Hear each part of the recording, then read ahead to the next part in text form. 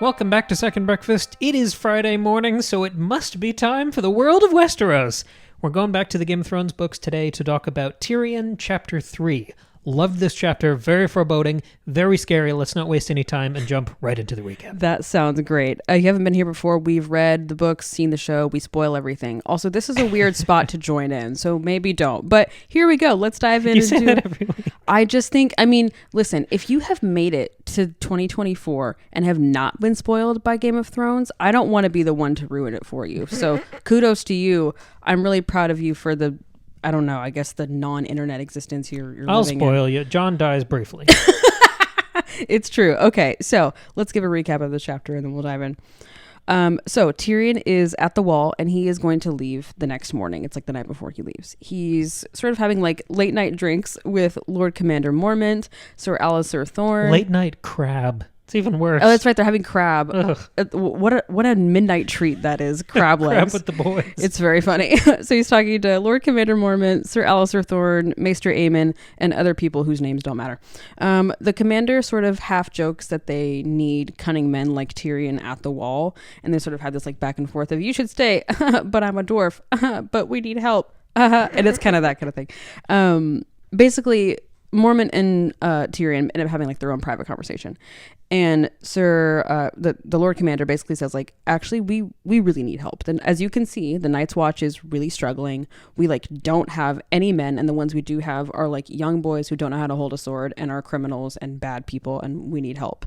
And like the threats beyond the wall are more present than ever, and winter truly is coming. And so he basically asks Tyrion, when he gets back to King's Landing, to convince Cersei, King Robert, Tywin, Jaime, like everybody, that the wall truly needs help. And like that's the favor he asks. Tyrion is not fully taking him seriously, and he says like, sure, I'll talk to them, knowing that like it's not going to do anything or have any effect. I think he's taking the concern seriously. Yeah. We're inside his head in this chapter. He knows that these warnings will fall on deaf ears. Yeah, but I think he believes Mormont with these concerns. I think so, yeah. He sort of becomes a bit more conscious of them later on in the chapter. Because at the end of their conversation, like Mormont's still kind of asking him stuff, and Tyrion's like, I gotta go to bed. Like he kind of has resigned. Nothing's gonna happen. Like nothing's gonna change. So he leaves to go to bed. But before he does that, he decides he wants to go up to look out over the wall one last time, because he knows like I don't think I'm ever gonna come back here. So this is my last chance. And so he takes the like giant elevator up, and he gets up there. And Jon Snow is up there because Jon had like drawn the unlucky task of keeping watch that night. It's been happening a lot lately because Alliser Thorne is still really bitter from their last encounter, so he's been punishing him basically. And so they have another one of their amazing chats. And Tyrion says like, "Hey, I'm gonna leave tomorrow. On my way back, I'm gonna stop at Winterfell. Do you want me to deliver any messages like to your family?" And so they kind of talk about that, and Jon is like, just please, like, I don't know what to tell Bran, but I want him to be okay, and can you say something to him? Can you say this to Rickon? Can you say this to Jon? I'm sorry, to Rob. And so Tyrion says, yeah, I'll pass along whatever you need. And then they both seem to be pretty sad that Tyrion is leaving, because they have really formed this friendship, and they both call each other a friend, which is, I think, a big deal for these two characters who are pretty closed off and also just like typically male and like don't really express deep emotion. So also Stark Lannister. Right. Yeah. So it's a really nice thing to see, and they're both sad. And as they're like standing up there, Tyrion is really looking out over the wall and sort of contemplating like these like big picture things, and seems to find this like darkness that he's looking at beyond the wall more terrifying than ever. And he feels much more inclined to really believe in the others, the White Walkers, all these threats that the Lord Commander was talking about, like more than ever. And Jon, at the end of this, Jon is saying that he's worried about his uncle Benjen because he's still beyond the wall and he's still missing. And he says that if he doesn't come back soon, he and Ghost are going to try and go and find him. And Tyrion just kind of thinks to himself, and who's going to go find you? Like knowing that he doesn't have a chance of surviving. And that's where it ends. So it ends on this kind of like ominous, scary, very cold note. The whole chapter is incredibly atmospheric. Like George is always good at writing atmosphere and setting and really getting you like settled into the place that you're reading from. But this chapter is one of the more atmospheric of the ones we read so far, and that was really fun to read and made me feel very chilly inside. It was really good. Yeah, beautifully written and nice as the seasons change to get a little dose of cold. Yeah, it is nice when when we're living in Texas. So the thing I want to start with is that first conversation, which takes up the bulk of this chapter. It does, we end with the elevator ride and the little John farewell, but most of the chapter is Tyrion with Alistair Thorne and Old Bear, the Lord Commander Mormont, and all of the upper echelon of the Night's Watch. Right. And I was really struck by the characterization of the Lord Commander. He really reminded me, we haven't talked about this in a while, he reminded me of the Shakespearean archetype of the old man. Oh, cool. Yeah, we talked about that a lot in Tolkien. We talked about Gandalf and some other characters taking on that role. Yeah. And you can find this in Julius Caesar. You can find it in Marlowe's Faustus, which I've also talked your ear off about at this point. But that old man archetype is usually an oracle of doom. There's the Julius Caesar has the Ides of March example, where someone gives a direct prophetic warning that is ignored or heeded far too late. So I thought the Old Bear sort of slipped into that role here. One of the quotes I wrote down is, him literally talking to a character who can affect change, saying, the darkness is coming, there are wild things in the woods. Yeah. And then he name drops the White Walkers and reports the sightings of them to King's Landing via Tyrion. Yes. So that is just as effective as any of those Elizabethan examples of sort of a commoner or not a lead character reporting a direct and accurate warning to leadership, which we know won't arrive in time to prevent catastrophe. Sure. Well, and I don't think it's an accident that his nickname is Old Bear. Sure. Like, I think there's a little, he's having some fun there, George. And the other half of the conversation about the recruitment problems at the Wall is that it's either young boys who don't know anything or old men who are bitter and miserable. Yeah. So there's a reference to old man. Sometimes George's narration describes him as an old man. There's plenty of little nods to this archetype, and obviously there's plenty of Shakespeare construction in the way this story is laid out. So I'm not asserting that it's intentional, but I'm also not saying that it's not. Sure. The way that any of the Shakespeare stuff we've talked about so far in this story. I mean, we know that George is a very educated person. We know that he's well read, really deep into literature. He's clearly pulling something from Shakespeare in his work. Whatever it is up for debate. But Shakespeare's history is like you play with the Yorks and the Lancasters, and here you have the Starks and the Lannisters. So we're already in that domain. The omens rattle throughout this chapter. Yeah, we've got they do. Ravens. I mean, if you talk about red flags, we've got the ravens, ghosts, disappearances.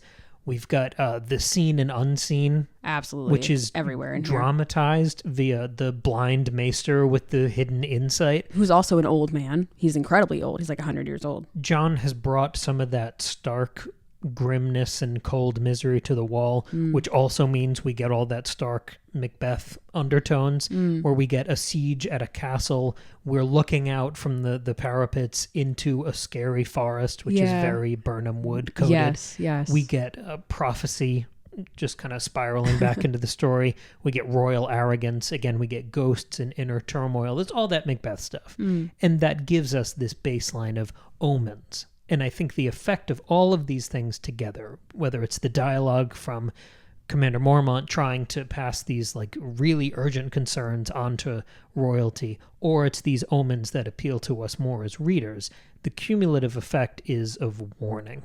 Yeah. And I think this chapter stirs up the drama of the series. It fans the flames of what's about to happen.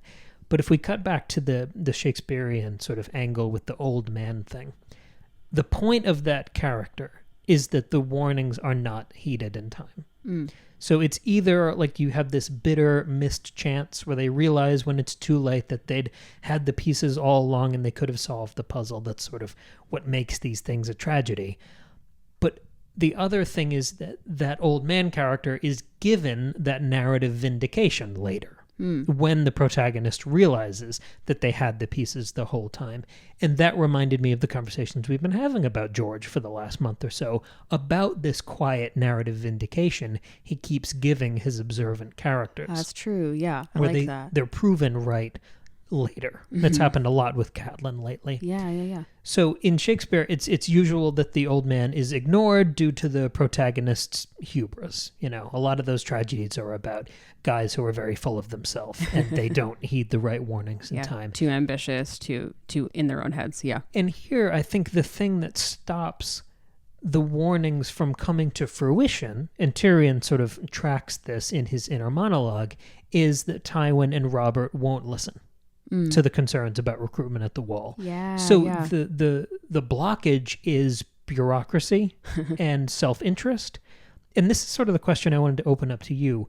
The old man archetype usually is an inroad to the author's central critique. Macbeth being about prophecy, Caesar being about all of this factional conflict, and trying to follow what happens with Commander Mormont here. The closest I can get to a critique is that it's about Robert's carelessness and highborn disdain, that the King's Landing faction don't care enough about the global concerns and they just care about them and their petty little politics in the capital. Yeah. That doesn't satisfy me. I don't think that's really what George is playing with, but maybe to phrase it better to you, what is the point of George invoking the old man archetype and this prophetic, unheard doom? Yeah. Well, for me, I think the critique is sort of an extension of what you just said about this, like, you know, not caring too much about like the global happenings beyond your own little circle. I mean, that's the thing we saw in Tolkien a lot, this critique of like isolationism. Like that's the big critique of the hobbits in the Shire and everybody else in Middle Earth, is that we are not like working together to solve and overcome and fight against this larger threat of Sauron. And here, instead of Sauron, it's winter, it's the others, it's the White Walkers. And so I think that's part of what it is again, that very Tolkienian idea of, if you have people who are just fully focused on their own self-interest and their own little corner of the world, it's not going to be effective against larger things. And it's again that sort of critique of like people not being interested in people who are not like them. Like, and you can think about that as geographic. You can think about that as cultural, or even in terms of class. We've seen a lot of classism issues throughout the last few chapters with like Sansa especially, and even Jon sort of having to overcome his own sense of privilege in terms of his class. Which he does here. Yes, yeah. Even though he is a bastard, he's much more well off than most of the other guys at the Night's Watch, so he's got to overcome that, and we see that happening here. He's becoming more, it's becoming more democratic. He's becoming more on the same level as the other brothers at the Night's Watch. He's teaching them. So I think that's part of what it is I think to invoke that like, that Shakespearean idea that Tolkien also thinks about and pulls from, and then diving into that Tolkienian critique. I mean, I don't think the goals or the messages of George's story and Tolkien's stories are the same. I think George's world is much bleaker and harsher and more grounded in, you know, nasty human reality than Tolkien's was. Tolkien's was very much like this not utopian, but just optimistic hope for how the world could be. And this is more, well, the world is terrible, so how do we deal with that, you know, within those realities? So it's similar, but I think that's really what it's about. Yeah, I think it's a difference in execution, because that moment in The Hobbit where the dwarves turn their nose up at the elves, saying they weren't there for us when we needed them, so why would we go out of our way for them? Yeah. That has a brutality and coldness. Like, we don't see it as much on screen, but that is condemning swaths of people to die. Yes. And I think George would hit that on the ground in a much more brutal and savage way. He would show the ugliness of that decision. Yes. So, but even though it is more operatic when you see it in Tolkien, it's just, is the ugliness shown on screen or not? I think that's the difference in approach. I think you're right. But you're right that they're dealing with the same ideas. Yeah. I think the only way I can make sense of this, because I don't have a full answer to this, and I'm interested in, I mean, this is a conversation not just between the two of us, but with the audience. So I want to know what you guys think of this. In the comments on YouTube or Patreon, or you can email us, why does George invoke the old man archetype here, this oracle of doom? I think that you could just say that it's because it makes the story more interesting. It does sort of stoke the flames of the drama. It's a reminder of the stakes and this big villain on the horizon. I think that is a sufficient explanation, but I just want to dig a little deeper, and this is the best I could do for my answer maybe to this question, because going back to the Caesar example with the Ides of March, that's something shouted by a guy in a crowd while the main characters are rolling by, I think, in some sort of parade. Okay.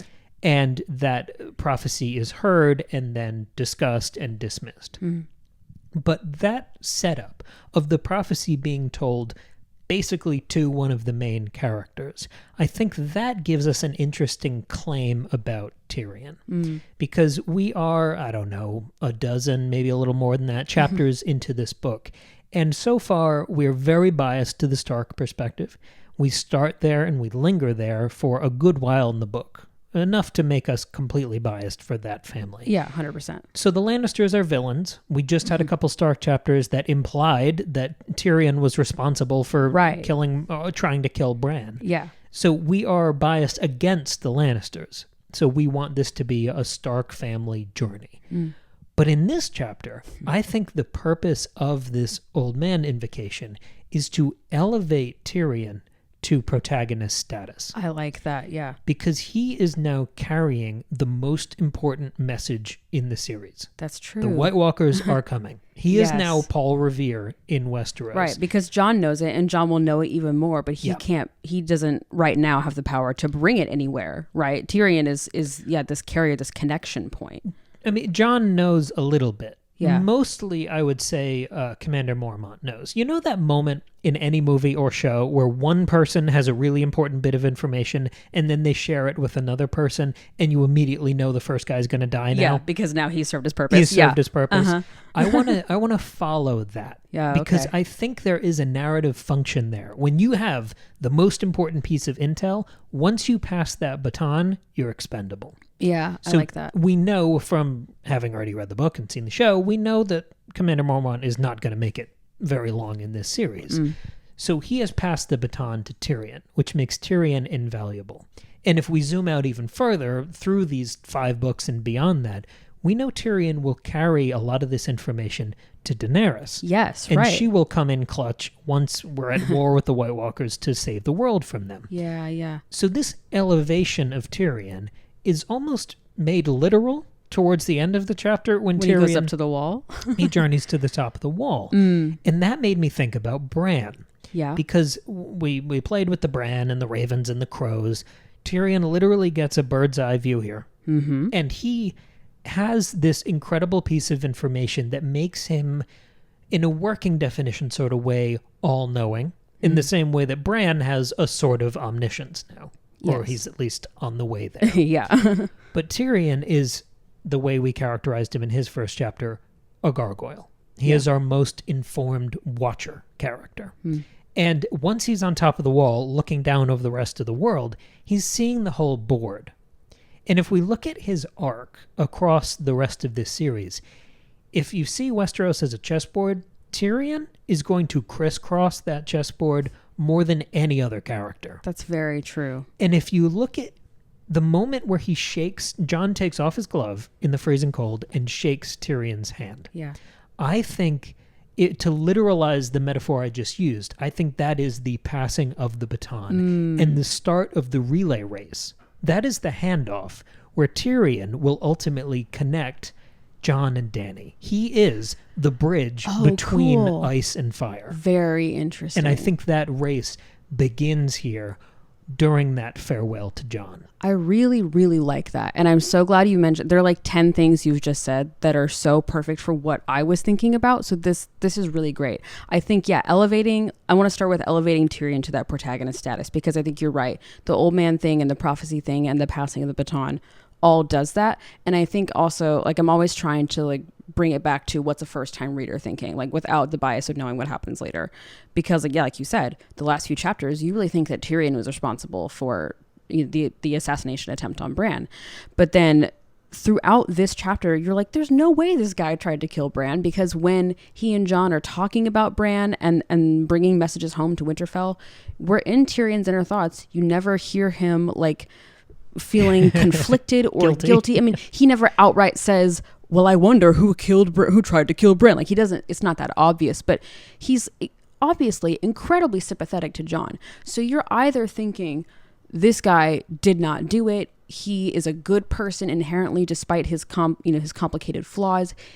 I'm like on board with him sort of as this flawed main character. Or you're thinking that he is an incredibly good actor, psychopath, and like incredibly cruel, pretending to be this friend to Jon and pretending to care. But I really don't think there's anything in the narration that suggests that, unless you're just dead set on believing that he ordered Bran to be killed. So that's really great. And I think that the prophecy bit is what's really important too. And I also want to talk about Bran. So one thing that my ideas here sort of started with clocking Bran's dream. The last time we saw Bran, he had that really important prophetic dream that we broke down into oblivion. And you did. I thought that was one we of did it. It was a journey we went on together. I thought that was an incredible theory from you. It's one of the fantastic. most fun I've ever had talking about these chapters. And I can't wait for the House of the Undying chapter with Janny. I'm gonna have a ball. That might be your first solo episode. I'm gonna have so much fun.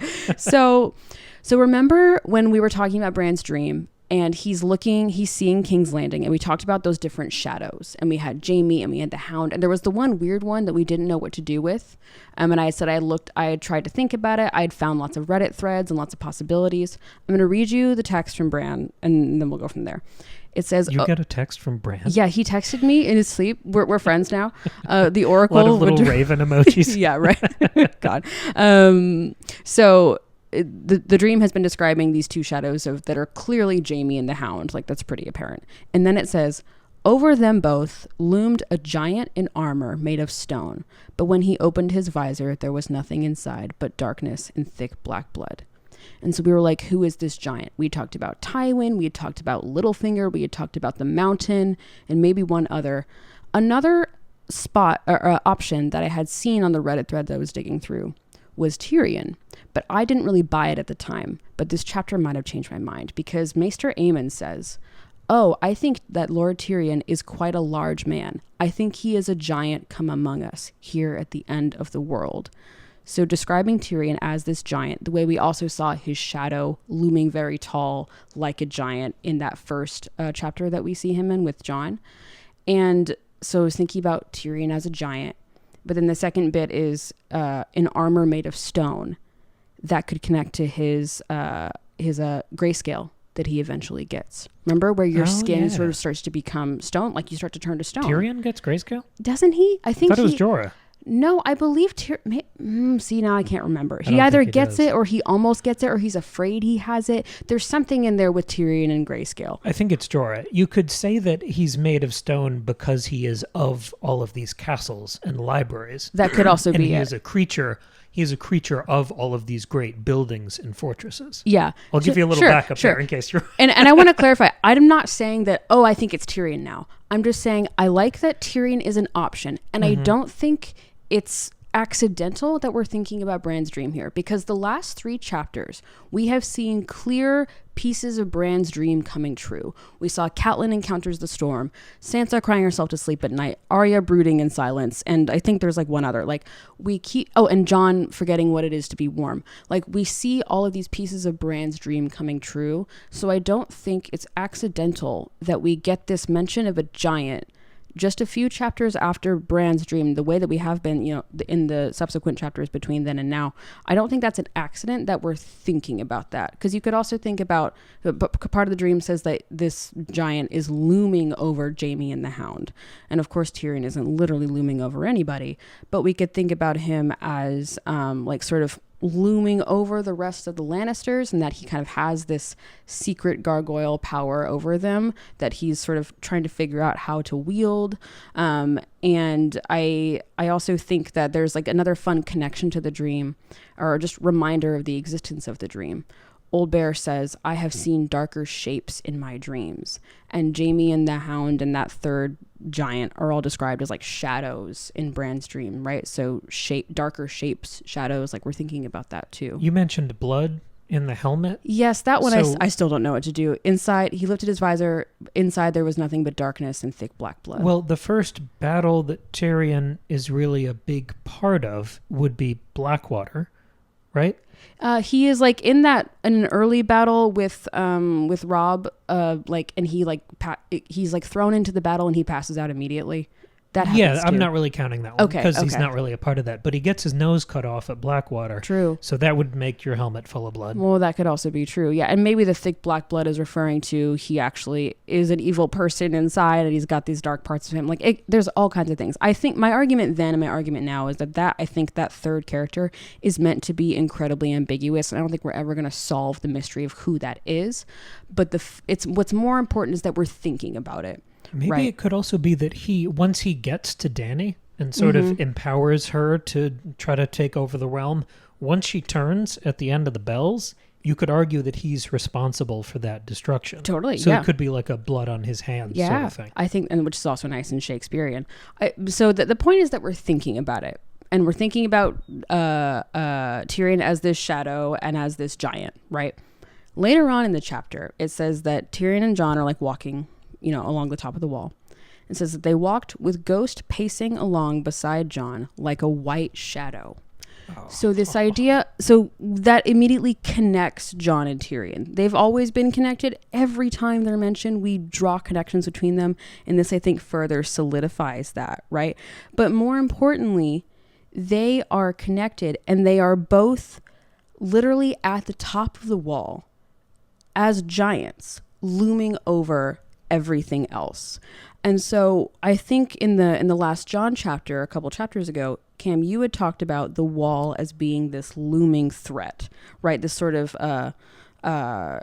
this is emblem of the White Walkers. That it was like a symbol of the threat. It's this thing of protection, but it also symbolizes the oncoming threat and the things that we're afraid of and that could cause harm. It's on the horizon. Right, yeah. And so here, Jon and Tyrion are connected in this like giant shadow status, especially because when they're at the top of the wall, Tyrion is taller than everybody except Jon. Jon is, of course, taller than Tyrion. And even he notes that Ghost is getting bigger. It says another year and Tyrion had the gloomy feeling that he'd be looking up at Ghost. So Jon and Ghost are rising above even this giant of Tyrion. And they are becoming like more and more ascended. And Tyrion even notes that Jon looked bigger and heavier in his layers of fur and leather. So Jon is growing and becoming taller and more of this giant. So they're like looming side by side, standing upon the edge of the world. And so maybe you could argue that this is like, they are both these like really, really, they're being elevated, like literally and figuratively as these like protagonist characters, especially, which is interesting when you talk about that handing off thing that you mentioned earlier, like the passing of the baton. But I think what makes it even more complicated is that being at the top of the wall like that makes Tyrion feel smaller than ever. He's looking out at the world and he is seeing the chessboard, but he's also feeling so like more afraid of what's beyond the wall than he ever has been. He feels like he has less power than ever. Like he even thinks to himself, I can't convince Tywin or Cersei or Jaime or anybody about the seriousness of this problem that needs to be addressed. And so he feels like even smaller than ever, which I don't know if that elevates Jon more or it makes Tyrion feel like he has to elevate himself more. Like I don't know what the conclusion is there, but I think that's just really interesting. And so maybe the idea is that we can't really ever know what the tallest threat is or who and what is big enough to overcome it. But either way, this is really elevating Jon and Tyrion and connecting them as like being really important together. And I think, Cam, your point about Tyrion being the connection between Jon and Dany is really, really strong. I think that's emphasized here. And I think if we want to like tie it back to your old man thing, like what's the point? I think part of it is that isolation idea I was talking about. I definitely think part of it is that the elevation of Tyrion as this main character. I think it's also about that prophecy thing, because if we think about prophecy in Shakespeare and like the oracular old man prophecy role, right? Tying it back to Bran's dream, which is just one big prophecy, or is like multiple prophecies within a larger prophecy. It's like prophecy soup. Like, I think that's also what's happening here, is we're reminded of, like, we're thinking about the old man as being this bringer of prophecy that tragically no one listens to in time, but also connecting it to Bran's dream, which is a prophecy, which, and like here, the prophecy is about Tyrion and or Jon, which again elevates them. Like you don't have a prophecy about a character who doesn't matter. Main characters get prophecies. And so that's kind of what's happening here too. So it's all kind of working together. And I thought it was really fun to think about. Yeah, that's why I use the word protagonist instead of hero. Yeah. It's not really a story about heroes, but also... No, there are no heroes in this story. We're getting that uneasy feeling that the people who are the most important or consequential aren't necessarily the ones who are the most noble. Right. And even though Ned will have the most chapters in this book, I think the contrast between this chapter and the last one does him no favors. Yeah. The closest I could get to like a couplet echo being closed in this chapter is looking back to a thread I think you've really been foregrounding in the last couple episodes, where we're talking about whether or not these characters are out of their depth. I was thinking about that, yeah. They're settling into so many different environments. We're really opening up the world here. And the thing that I noticed is that the maximally observant and adaptive Tyrion, who's our most capable gargoyle, he's also the first character to fully clock how out of his depth he is. Yes. And then, very importantly, to plan accordingly. Yeah. If you look at the way he recalibrates his priorities in this chapter and compare it to last chapter with the, pressing concerns that the small council meeting had of how are we going to pay for the useless tournament to celebrate this honorary position that the king gave his old friend that he doesn't even want. Yeah.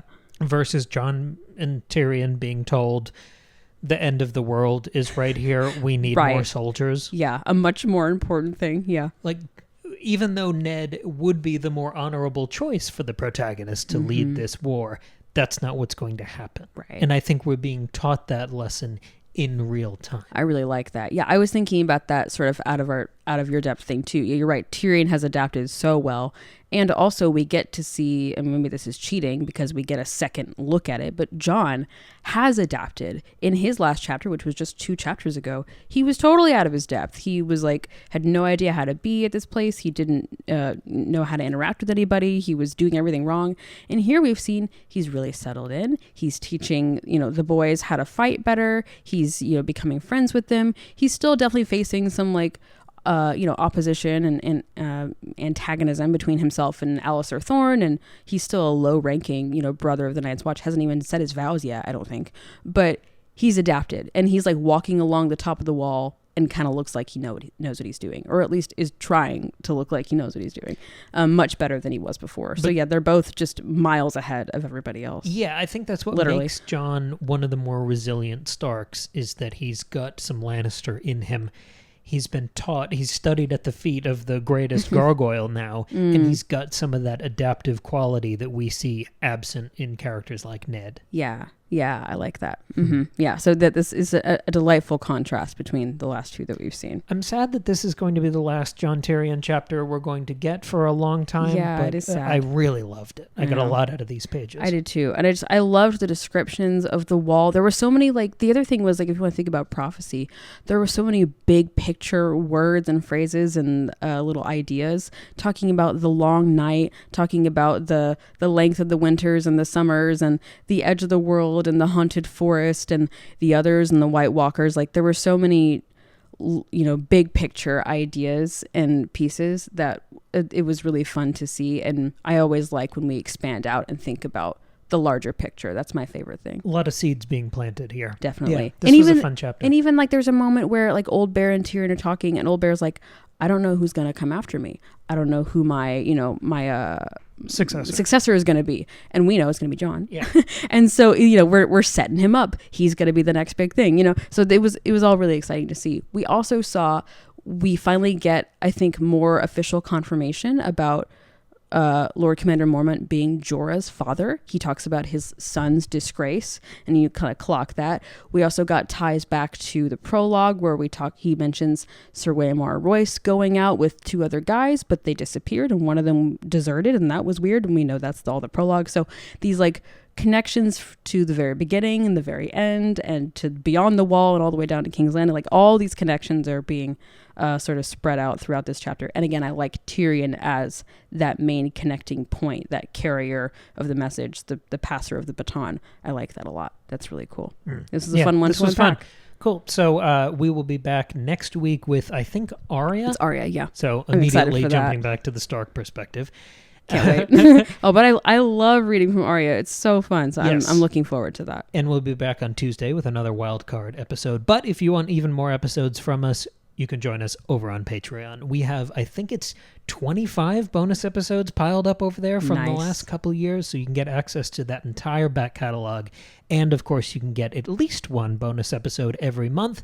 The ones we have released so far this month is we did another big horror breakfast buffet. It's the first time we've done a theme for one of those. And this one was about female body horror. It was really cool. Combining 5 different new to us movies to talk about the different kind of flavors and commentaries within female body horror. That was so much fun. It was a fun discussion. We talked I about loved it. Let's see if we can do this from memory. We talked about The First Omen, Immaculate, Love Lies Bleeding, Stop Motion, and Suspiria 2018. Boom. Yeah. Thank you very much. Yeah, that one was really fun. And then we also, was it in April or March, we did Invader? That was like a little like bonus. That was a Tuesday. Oh, it was? Okay, I thought it was a Patreon. Oh, my bad. Well, we talked about Invader. Check it out. This is the first time I haven't messed up the timeline. And well, you have. So let's end fine. on a win. All right, let's do that. Let us know what y'all thought of this chapter, the ideas we discussed. Of course, if you're on YouTube or Patreon, comment below. If you are not, if you're just listening, send us an email, secondbreakfastpod@gmail.com. We love hearing your thoughts and ideas to further expand this discussion. Yes, and again, let us know what you thought of the Old Man Invocation. What do you think that is doing? Yeah. What is the critique that we're getting at here? Yeah, I'd love to know more. Cool. All right. Thank you very much for listening, and we will see you back here on Tuesday. Bye.